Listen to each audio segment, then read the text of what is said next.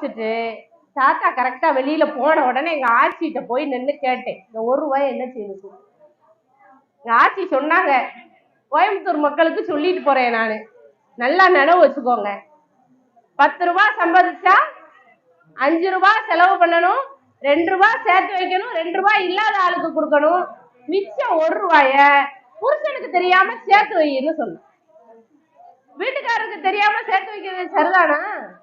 அப்ப நான் கேட்டேன், அது தப்பு இல்லையா? தாத்தா மேல எவ்வளவு நம்பிக்கை வச்சிருக்காரு, இப்படி வீட்டுக்காரருக்கு தெரியாம சேர்த்து வைக்கணும்னு சொல்லுது, ஏன் நியாயமானு கேட்டேன்.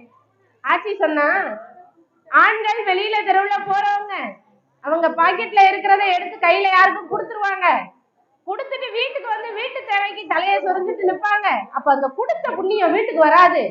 அப்ப நீ இந்த பணத்தை எடுத்து கொடுத்தன்னா பணத்துக்கு பணமும் இருக்கும், புண்ணியத்துக்கு புண்ணியமும் இருக்கும் அப்படின்னு சொன்ன. ஒரு பெண்ணுடைய வேலை வீட்டுல அது.